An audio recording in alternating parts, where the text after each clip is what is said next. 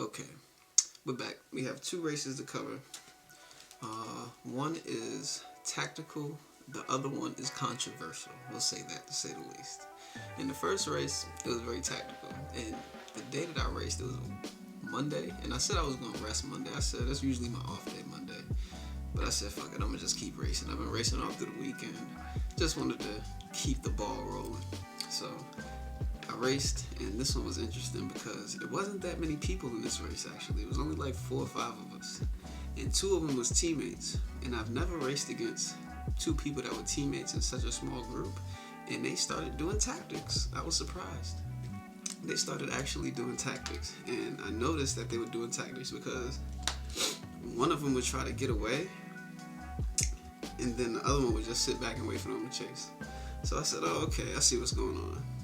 So I made my decision right then and there that I was going to make this a breakaway kind of race. I mean, that's not my style. It's not. But for this particular race, I knew that was going to help me because it was kind of like draining my energy with that shit. Going back and forth, I had to surge, stop. So I was like, all right, I had enough of this. And when I made my first breakaway attempt, it wasn't on the last lap, but it was the lap before last. And this guy, I think he was from, I'm not looking at it right now, but I think he had a Japanese flag. I'm not sure. But he was riding my wheel on the first breakaway attempt.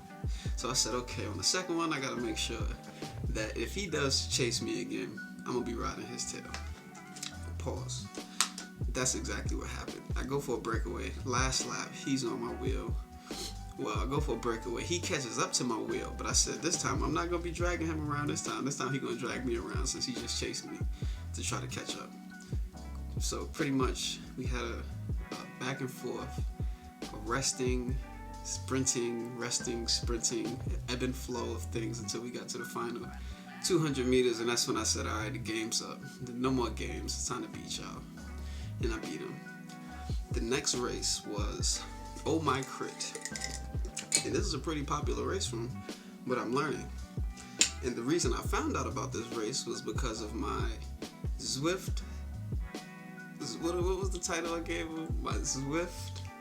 Zwift racing consultant. Don't get dropped. You know what I mean?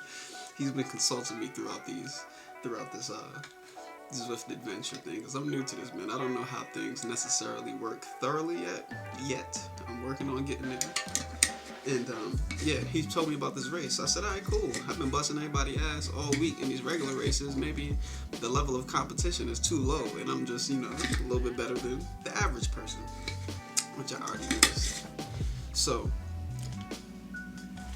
I get to Oh My Crit, and off the rip, it's a lot of people in here. It's a lot of people in there. I make sure I get there early too. And about 2 minutes before the race starts, I see my name in the chat. Somebody's discussing me. They are discussing my wattage in the chat, asking how is it possible that I can hold such power wattage within a certain amount of seconds, or to make a long explanation shorter. I didn't pay this no mind, really. I gave him my YouTube link. I said, hey, you can go watch it. It's not a problem. This is what I do. So pretty much they went into an elaborate explanation about how people use double power. They connect 2 trainers, or they connect 2 power sources, one of them being a trainer, and then somehow that helps you get more wattage. I didn't really understand what they were saying at the time, to be real. And I only use 1 power source. I do connect to a trainer. But again, I'm not cheating. So I'm like, whatever, dude. Like, I'm just hooking up my stuff and racing. You know what I mean? It's not that serious for me to cheat. It's not like we racing for money. If we was racing for money, I'd have some incentive to do things to help me get an edge. But this is just for fun, I go about the first race. It is 11 a.m. Most of the races you see on this channel are after 3 p.m. That's my feel-good time. That's when I got all the stuff out the day done. I have never raced early in the morning, like 11 a.m. I can say I'm an early morning rider. I wake up early, I ride sometime. But 11 a.m. races is not my cup of tea, to be real. Oh My Crit is a double race. So you got 1 race and then you got the second race. Now after they called me a cheater and said I was all of these things, they called me so many names, they didn't call me names. But after the first race, during the first race, I was tired. I really was tired. I was like, how I felt not tired, but I was sleepy still. I could tell that I just didn't have it in me. Like I wasn't fired up really. So throughout the whole race, I'm saying to the back of my mind, two things. I'm saying, one, if they do a breakaway, I'm not chasing it. And normally I chase it, stay with it, get with the separation and make the selection, as they say. This race, I was in the back of my mind, I'm like, nah, it's too early. If I do that, it's not gonna end well. So just chill. And that's what happened. A breakaway formed, I watched it, I said, well, there goes the race, because I'm not racing to get there. And the second thing in the back of my mind is, damn, is my power meter broke? Like, am I not this strong? This shit do hurt. Like, when I do these efforts, this shit hurt, you know? These races ain't easy. If I was getting double power, wouldn't that mean I would be half as tired at the end of this shit? But either way, I am thinking about this. So I said, okay. The first race was harder than the normal Zwift crit races that I've been doing during the week. This shit was way harder. A lot more power output. And it was early in the morning, so I'm tired. So it feels like I'm doing more work as well, when it probably wasn't even that serious.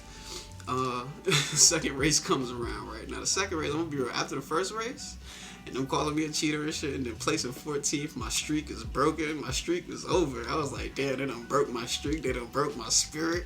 I don't even want to race right now no more. And it's early in the morning. I think I did have my split, but either way, we go into the second race, right? And I go into the second race forcefully. They forced me into the second race. I didn't even know I was automatically signed up. I was standing by the computer saying, wow, I really don't want to race again. I don't even want to race again. I'm so sleepy. I don't want to race again. And I want to make sure that my power is legit so that they can't say shit when I beat them, if I beat them. That's what's going through my mind. So I'm like, should I race? And then like in the middle of that thought, the fucking race loads up automatically on Zwift. So I'm like, fuck it. I turned my camera on. I'm like, fuck it. Let's go. Let's record. Let's race. Second race happens. Now, the first race had some climbing sections. Not many, but they had some climbing sections. And like I said, I was tired, so I didn't even want to fuck around and climb. I just wasn't in the mood to do extra at that particular moment. The second race, it was a lot more flat. I could tell. I've been on this little path before, so I knew it was gonna be flat. So I'm like, all right. The first race, I didn't have any music. What the fuck was I thinking? I normally race with music. I always play music while I'm racing and riding. Second race, I turned on some music, changed my whole energy and shit. I was like, why the fuck am I racing in the silence, from the first race? And that was what I was thinking. So I'm thinking so goddamn much, I don't even realize that I don't have music on. The thoughts of what's going on have replaced the music that I normally have. Second race, halfway through, I put on some music. Once I heard music, I actually felt like, oh, I'm about to win this race. I felt it. It's like I felt it instantly. Oh, now I feel like I could win. It was like one of those feelings. So we get towards, I don't even want to call out benchmark times and things like that, because I don't fucking know. But pretty much it was only 2 breaks, and I think I brought them both back. I brought them both back because I was feeling myself. I felt the music. That first race was just like a warm up for me. So I was warmed up. I was good. I'm like, oh yeah. And they talking shit now. I'm like, it went from doubting myself to, oh nah, I'm about to show these motherfuckers what's the real deal and what's not at this sprint. So now I'm back. I'm back to feeling like myself. We get towards the ending of this race, and I see that it's 2 people trying to do a breakaway. 2 dudes up the road, but they ain't far at all. I'm like, yeah, they're gonna be tired by the time we get about 200 from the line. And that's pretty much what happened. And I was exhausted. In the first race, I tried to stand up. I did a warm-up before the races. And I didn't do any standing sprints. I just did all seated spin-out sprints for some reason. When I tried to stand up in that first race for a sprint, it felt like that was the first time I got up out of bed and tried to do a sprint for the first time standing up. It wasn't happening. It just wasn't happening. I didn't even practice it before I did it. I knew that this sprint was going to be a sitting sprint, meaning that I have to focus on my cadence and not necessarily my force. I didn't think I was going to win. I thought I left late, to be real.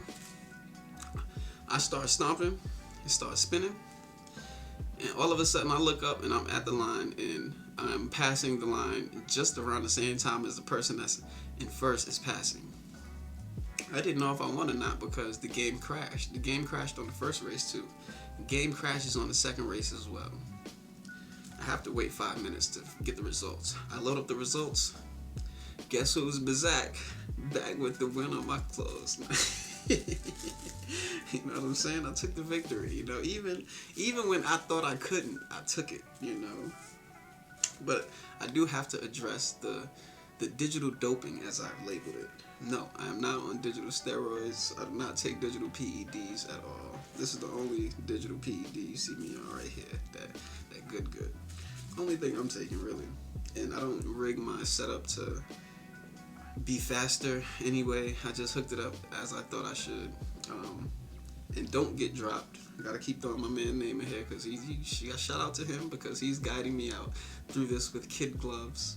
He said I need to get a kicker core, and then I need to do a double upload as far as my power goes. So that's what I'm gonna start doing because that's required to retain the win. You can win, but then if you don't upload the right data to these important races, you can't keep the win. So they snatched the win from me.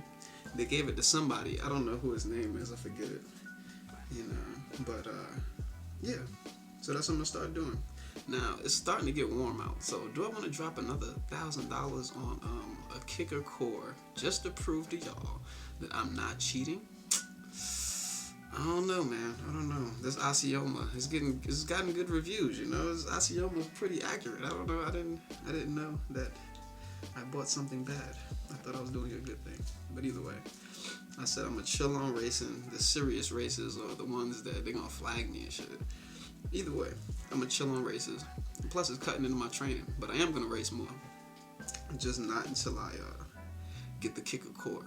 And I have to decide whether I want to get that now or wait until next season or when it gets cold again, because it is starting to get warm again, at least for today. So yeah, that's about it. Yeah, that's all I could do as far as that goes. I had this elaborate video plan. I was about to do back-to-back tests and all of that, but y'all can go watch NorCal.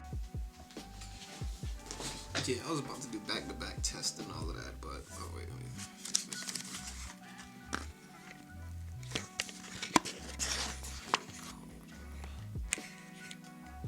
Yeah, I was about to do back-to-back tests and all of that, but I don't have time. Check out NorCal Cycling. He did a good video on the difference between outside and inside power depending on the trainer that you use. Trainer Road had an excellent podcast on how power meters actually work in different types and how they measure each from different sources and all of that stuff, man. It gets elaborate. And it's very hard to actually rig your own power meter. It's very hard to do. I don't have the time to do it. I'm sorry, I don't. I just calibrate and I race. But I will get a kicker core so that I can have two things. Or can I just get another pedal and then compare that? Can I do that? Does that count? Or you have to have a trainer and then compare the trainer to the pedals to the trainer, or to the crank arm? Who knows? But I'm gonna figure it out. I am gonna keep racing. I'll try to take it easy on you on the sprint. You know, for everyone complaining about the sprint being too high, I'll take it easy. I only do like 13, 12 maybe. You know, we'll see. I won't go crazy. I do feel like I'll be on overkill on the sprint. It's like it's not even necessary to go that hard on Zwift. Like it's against people looking at me like I'm crazy and shit. Like damn, I thought we were supposed to go as hard as we were supposed to go. Either way, race fast. Until next time.